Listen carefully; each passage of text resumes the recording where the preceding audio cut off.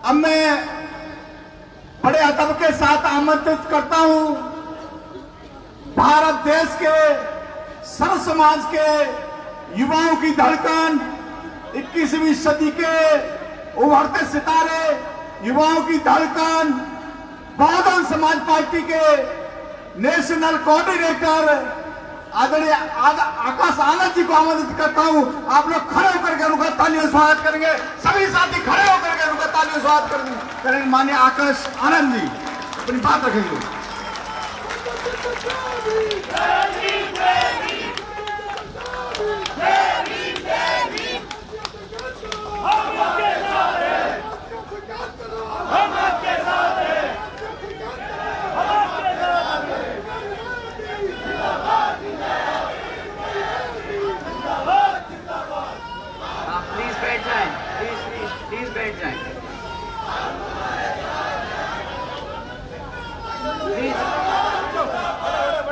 Please बैठे।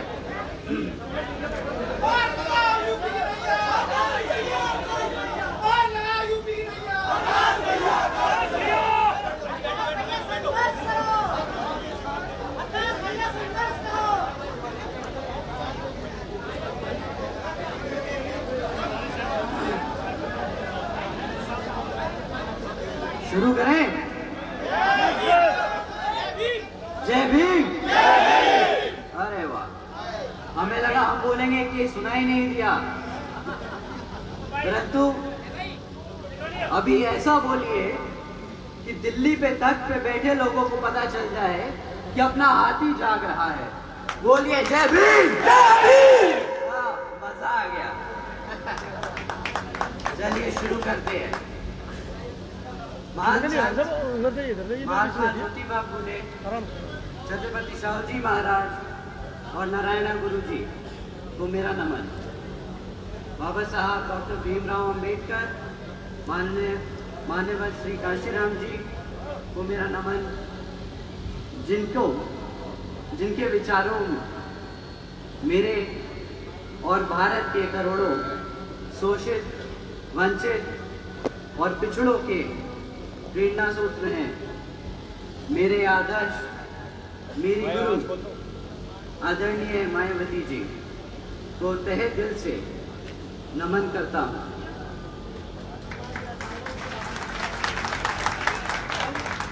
जिन्होंने BSP और समाज के हित के लिए अपना पूरा जीवन समर्पित कर दिया। पार्टी के कार्यकर्ता सम्मेलन में आए सभी वरिष्ठ पदाधिकारीगण, श्री राम जी गौतम एवं राज्यसभा सांसद और हमारे नेशनल कोऑर्डिनेटर और श्री लक्ष्मण सिंह, हमारे स्टेट प्रेसिडेंट, हमारे CP Singh ji state coordinator Delhi के, श्री सतीश चौधरी जी स्टेट कोऑर्डिनेटर का अभिनंदन और स्वागत करता हूँ। आगे साथियों, मैं आपके बीच में बहुजन समाज पार्टी को मजबूत करने के लिए कुछ बात रखने आया हूँ। लेकिन इससे पहले मैं अपनी बात रखूँ, मैं आप लोगों से कुछ जानना चाहता हूँ अपनी पार्टी के बारे में।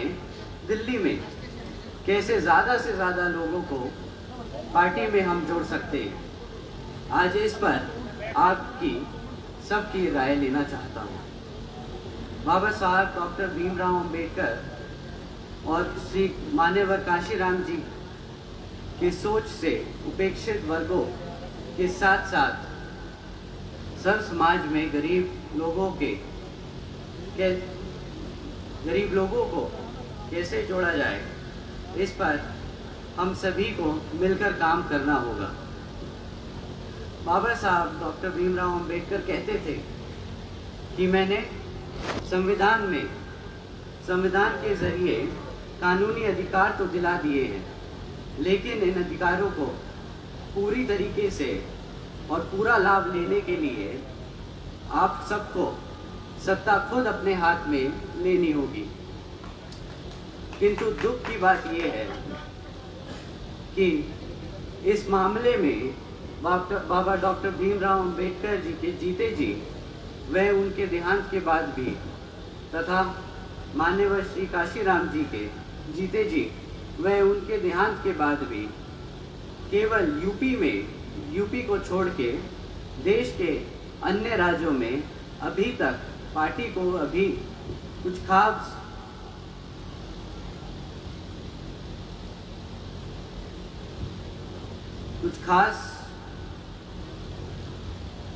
आप सबको पता ही है, कुछ खास तरक्की नहीं मिल पाई है।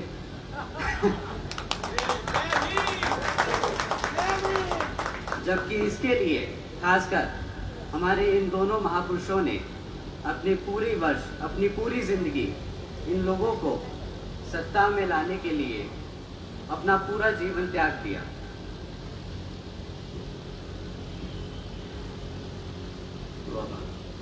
दूसरा माइक मिलेगा क्या?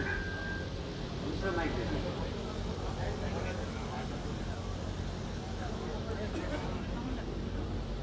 अपने को आदत नहीं है ऐसा खड़े होकर स्पीच देने की।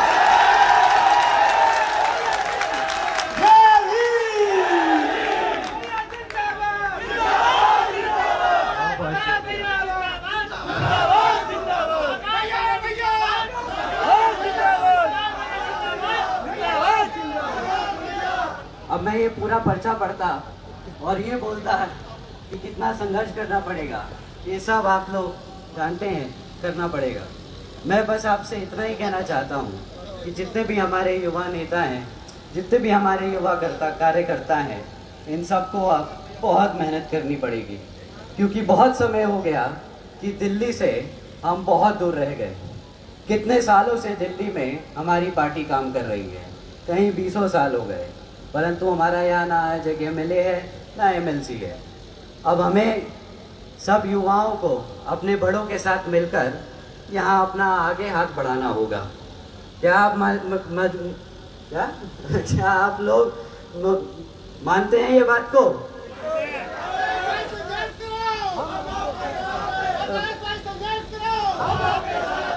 भैया हम तो संघर्ष करने को तैयार हैं। अब आप सबको फेसबुक ट्विटर छोड़ के बाहर आना पड़ेगा। मैं यहाँ पे कितने लोगों को देख रहा हूँ जो बम्बई से आए हैं, जो लखनऊ से आए हैं, जो कानपुर से आए हैं। आप लोगों को देख के ज़्यादा दिल खुश होता है। अब हमारे दिल्ली में जितने भी युवा लड़के हैं, बहनें हैं, इन सबको सड़क पे उतारना पड़ेगा। क्या आप मानते हैं इस बात को? बस इसी बात को मैं कहने आया था कि अब हम सब मिलके सड़क पे उतरेंगे। जो हम पिछले 10 साल से नहीं कर पाए, अब अगले पूरे 4 साल में करके दिखाएंगे। आप सब युवा लोगों को अब मेरे साथ जमीन पे उतरना पड़ेगा और यहाँ पे बताना पड़ेगा कि दिल्ली में हम जैसे लोगों का क्या महत्व है। क्या आप लोग करेंगे मेरा साथ? आप दिल्ली की तख्त बदलेंगे? बस यही सुनने आया था।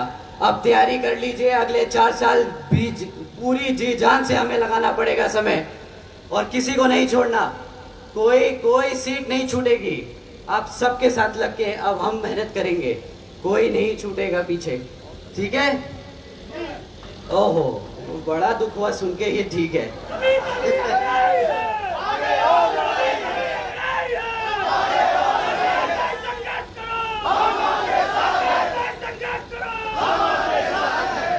बस अब ऐसा जय भीम बोल दो कि सामने वाले की कुर्सी हिल जाए, और अब बता दो कि हम आ रहे हैं। जय भीम।